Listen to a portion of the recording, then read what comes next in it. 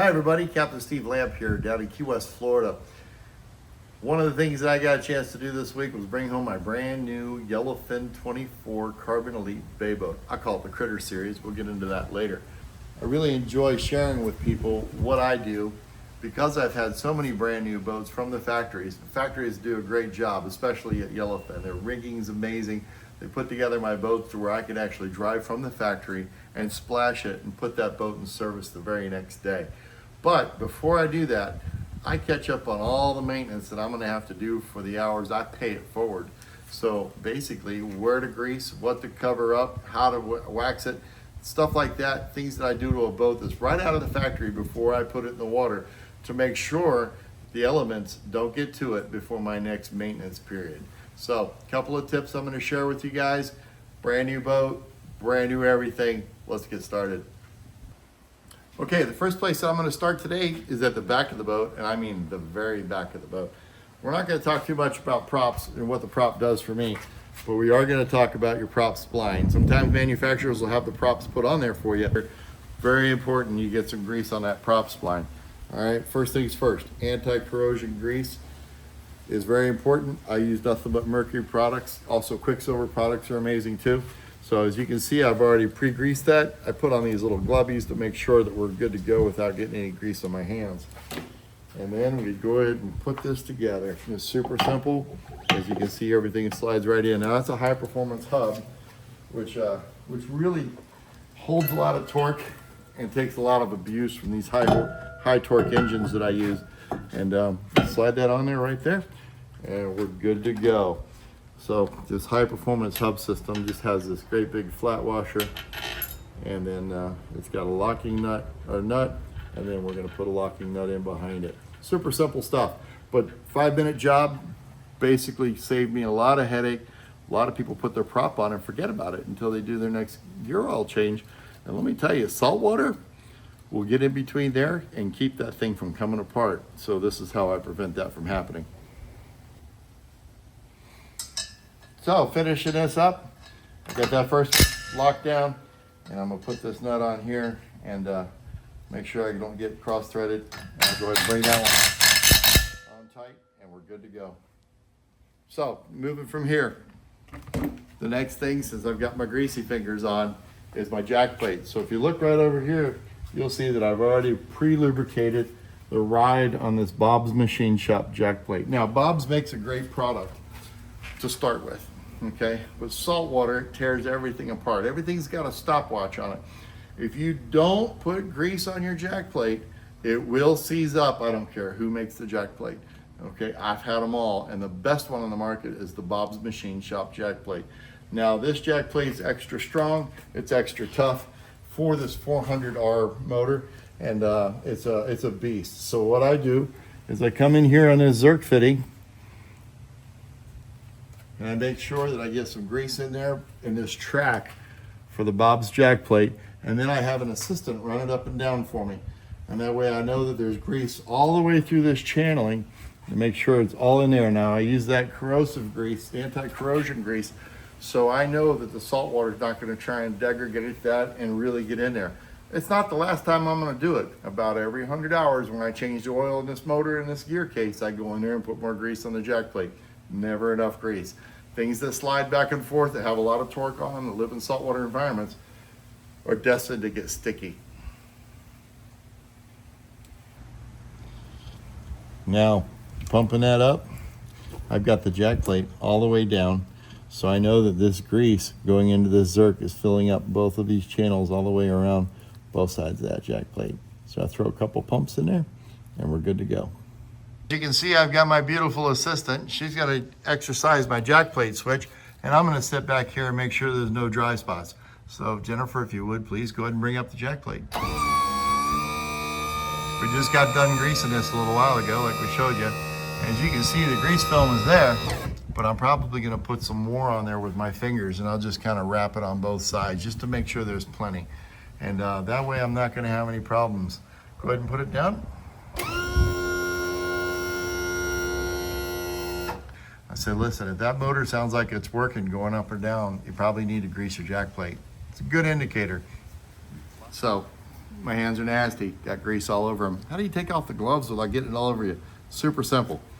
Doctors do this all the time. So you grab the inside of that glove like that, pull it back, and then you use this glove and pull this one back. Voila, clean hands. So one of the crazy things that I do that people kind of look at and go, Steve, is it really necessary? Yes, absolutely it's necessary, and I'll tell you why. I've got a 2013 Yellowfin that I did this to when I first put the boat in the water, like I do all my boats, and the hoses are still perfect. Now, this is this wrap. Basically, it's real simple. You buy it at West Marine, you get the different dimensions, a little thicker, a little skinnier. This is a 3/8. I put it on my power pole lines not because of any other reason except that the South Florida sun is brutal. My boats live outside. They live in harshest environment anybody can possibly imagine. This stuff is super simple to put on. Man, it'll make these hoses last forever. Now, if you'll notice, I'm gonna quit doing this here just for illustration purposes, and I'm gonna take you around and I'm gonna show you what I did to my steering lines. Come on over here for a second. And you'll see I've got one of my power pole lines done here, but look at that steering line, okay? So the sun really hits these elbows very hard. And I put this stuff on there, and like I said, I've got boats that are very old. When I say very old, they're out in the sun a lot, they get used every day, and these hoses look absolutely fantastic. But before I do that, I always spray them down with Aerospace 303. This stuff you get it at West Marine. I buy it by bulk, so I use a spray can, and I make sure those hoses look fantastic. It just makes them nice and supple, and then when you wrap this stuff up in them, it makes them last forever. Now, what's really cool about this 303 stuff is you can put it on plastic too, and it's got an UV protection in it, and it really takes good care of this stuff. So this doesn't start to fade over time. You know, it's kind of like sunscreen for your boat. Love it. I use it for my cushions and everything. We'll take a look at that in a few minutes. All right, so let me take a break a second. We're talking about a lot of maintenance items. Let's talk about assembly for just a second. I want to show you something that they did in Yellowfin. This is a high performance application. You got a 400R from Mercury Racing on here, and this motor produces a ton of torque, especially on these top bolts. So a lot of manufacturers, you'll see one bolt up here. They put two in there because the Bob's Machine jack plate allowed for two bolts to go through there for the top part. This is the torque pull. So when the motor's running, it pulls really hard in this area and pushes really hard down here. So in addition to having two bolts, they put two nuts on them, and you see that red stuff on there? That lets you know that that has been properly torque tightened and it's made for the water and it's ready to roll. Big safety feature for me. When I see that, I know it's been done right.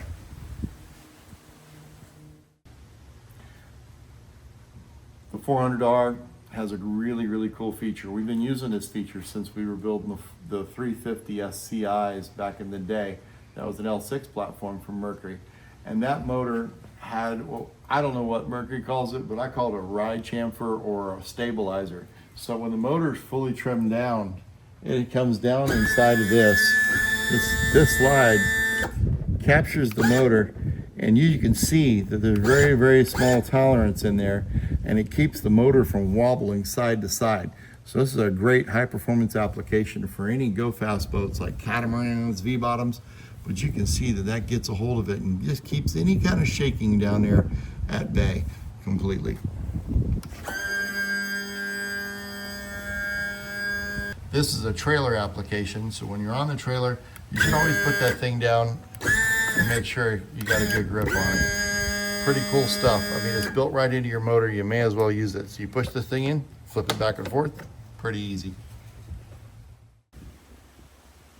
So everybody knows I love the Flushport Quick Connect system from Flushmaster. So here it is, super simple. I'm gonna pop it out of this thing and we're gonna be done with this in less than 30 seconds. But I just wanna show everybody how truly simple this is. I'm gonna take off the Mercury cap fitting and I'm gonna go ahead and take it out of here. I'm gonna use my little snips to pop this guy off. Now, flushing out your motor, I can't express to you how important it is that at the end of the day, after running your motor through salt water, that you should flush it out. It is super, super important. So it's just as simple as what I just did right there. They've already got a hose clamp there. The original fitting coming from Mercury fits right on the flush port, and then bada bing, and you're back in business. And get this thing, it goes right back into the channel, and then pop this cap off, just like that. And I'm gonna use the little pliers or wrench that they have supplied, and we'll lock it right into position. Piece of cake. And now she's ready to be flushed. So they also send you this other little port, plugs in, goes on your garden hose. I mean, how simple is that, dude? I mean, it's just amazing. And now you can flush out your engine at the end of the day, super easy. And there's nothing on the screw or nothing to screw in, and bam, you're done. Flushing out your motor. It is probably the most important thing you can do with an outboard after running it in saltwater. It's so important. There's so many places that saltwater can get in these things, including in your gear case. When you're trimmed up like this, sitting on the lift, that's nothing but saltwater in there if you don't rinse it out. And that saltwater sits on those seals, it sits on the metal, and if you leave it there long enough, it's gonna dry. It's just destructive. So we always flush out our engines, and it's basically like running them in fresh water. This flusher port works really well. Well, all done with that. That didn't take long, did it? So one other thing I wanted to show you, kind of new with Yellowfin, is they put in a saltwater rinse down in the boat from the factory. How cool is that? So that little hose barb right there has got an on and off switch, and that's pretty cool. Turn it like that, turns it on, turns it off, and then all you got to do is pick up a handy dandy water hose from Westbury and put it in there. Now, you think that all you got to do is put this hose in. Again, there's another step. So if you see the washer in there has got a bunch of goo on it. I love this stuff that I get from Westbury called Merilube. I don't even know how to say it. But this stuff is like high performance Vaseline. And I take it and I put it on that washer on both sides and on the threads. That way, I put this onto this fitting down here, I know that I can get it off and there's not going to be a lot of corrosion between those two pieces. Super easy. It goes on a little easier than what I'm showing here. I'm kind of doing it backwards here. You guys can see what I'm doing. And it just brings it right up nice and tight. Now, that might seem like a bit excessive, but I'm going to go one step further. I do it with this piece too. Otherwise, if this thing goes bad, it gets salt in it or whatever, because it is flowing salt water, the head goes bad. These things are cheap. I get them at Home Depot. Put that in there, but you see all that goo in there? That's so I can actually get it off this hose barb. And I tell you, just a little bit of stuff goes a long way on a boat when you're trying to do preventative maintenance before you put it in the water. So I'm going to show you a little trick that I've learned through the years. And a lot of the factories are actually starting to do this now from the factory, but I'm going to show it to you anyway, because if you have some older steering lines or some older power pole lines, this will kind of help you mitigate those things and keep them from getting in the way or getting tangled up in something. It's not a complicated thing to do, but I do it a few times on each one of these pairs. But these guys that run in pairs, this is super simple. So I take one, I wrap it around. Okay, it's ready. This is rocket science now. And I take another, put it in the middle, and I've just built the cheapest bracket money can buy to hold these power pole lines together and kind of keep them out of the way. Now, if I want to get fancy with it, I'm probably going to turn these down to kind of not have them seen from the top, and that's it. The bracket, super simple, and it goes a long way to keep things kind of together back here, literally. And you know, otherwise they get all wanky and going all over the place, and this way they stay together and don't get all flexed out and crazy. So there's another one. So I put two brackets on here. Super easy. And I want to put a big shout out to Power Pole for making these things. Oh my goodness, these things are absolutely amazing. I really love these. This is for both of the power pole lines. Now I'm using the Power Pole 1 system, which means I've got one pump for both my power poles. And that is, I can't tell you how huge that is. It's not only for rigging, because I've only got one pump in the boat, but it's just so much better When I push that button, it's one pump running. It's just incredible. So I'm super looking forward. It's my first system from the first of the one systems, but had a chance to play with it. And so that's all there is to that. I'm gonna go grab my snips. I'll be right back. And just a little speed tip. That's what that was. And cut those nice and tight, because if you don't, if somebody's back here, they will get cut by that zip tie. Them things get sharp if you don't cut them off just right. Or if you don't like people, you can cut them at an angle. And that's really fun. So that's all there is to that. Easy.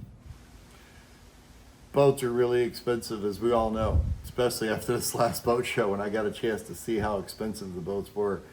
When we put some really fancy stuff on this 24 Carbon Elite, which is like this black swimming platform, now it looks sexy today, okay? But if I don't take care of it, I know that eventually there's gonna be chips and scratches on it and all kinds of fun stuff, and I don't want that to happen. So I've learned a way around it.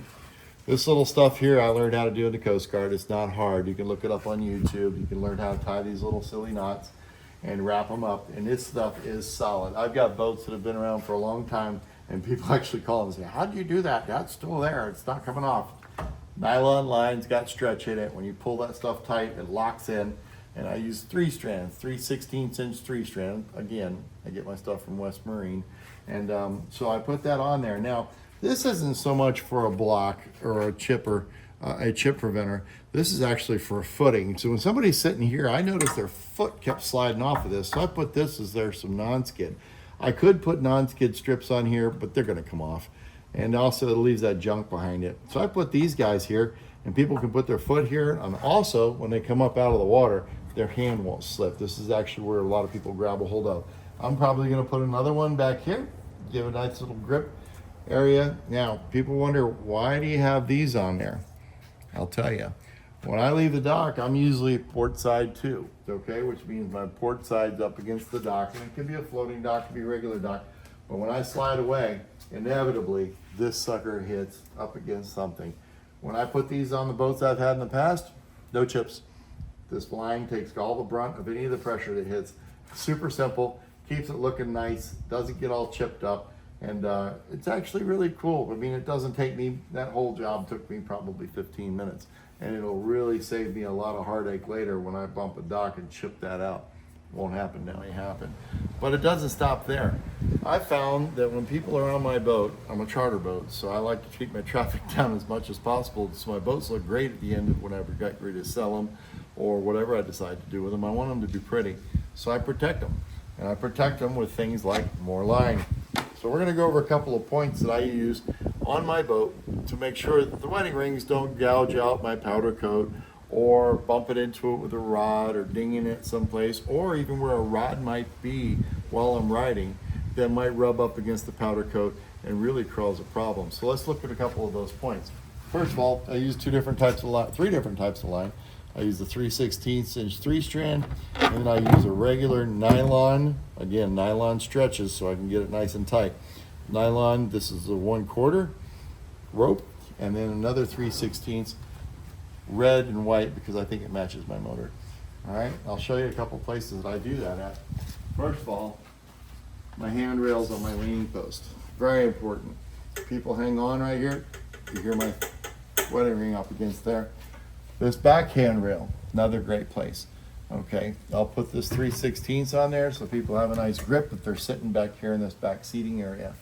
All right, and then we come forward and these side rails. People like to hang on. Okay, this is the left hand. This is sometimes where I hang on to, but you're gonna see a nice rope cover or fancy work done right there. And then last but not least, people don't even think about it, but when you've got your shoes on or you got your fishing boots or whatever, this rail right here where I put the heel of my shoe, this thing takes a beating, okay? So whatever you got on your shoes is gonna sand this, ding it, or whatever. So I put some here, and then I put a long run there, and then on the other side. Also, when you've got a cooler, a lot of folks keep a cooler back there, that cooler comes in and smashes this thing with its buckle or its hinge, and it's just, what a pain in the butt that can be. So I make sure that that's not really a problem with the things that I kind of cover these, just to keep down that high traffic area.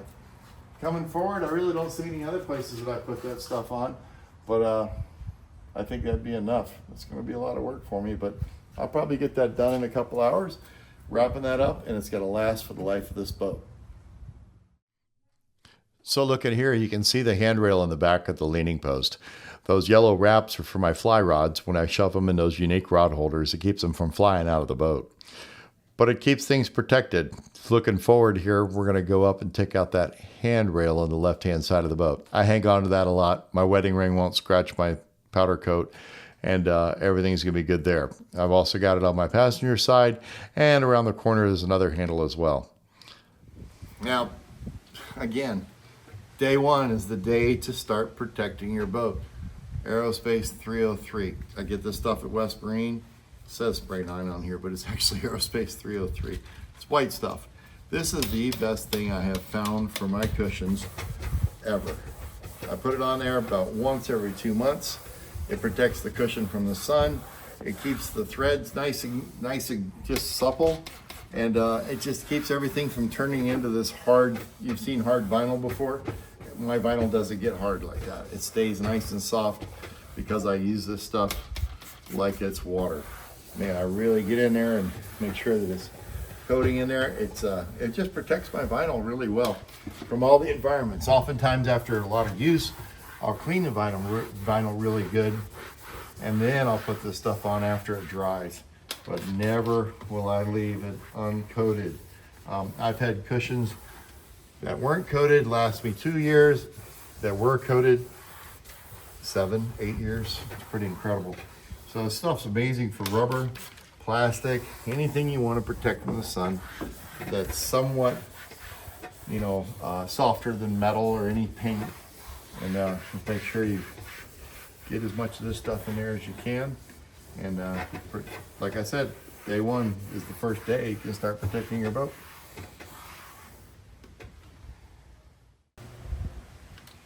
So another thing that's great about the 303, we were talking about that a little while ago with the cushion, is these seals. Anytime you got a seal, I use this stuff in my car, I use it on my boats, and anytime I got a seal, that's rubber. And this 303 stuff will keep it supple, and it'll keep it sealed really well. Not that I need a good seal here, but at least this piece of rubber won't go bad over time. And I just kind of put a coating on it. It takes me 2 seconds. So again, I keep saying it, day one's all about protection. I want to make sure that I'm protected the very, very first day I get in the water. This is this flooring material. It's a PVC made by that West Marine has. There's another company called Deckit, but this stuff works really good. I use gray because it doesn't show dirt as well, and also it's very good contrast down here on the floor.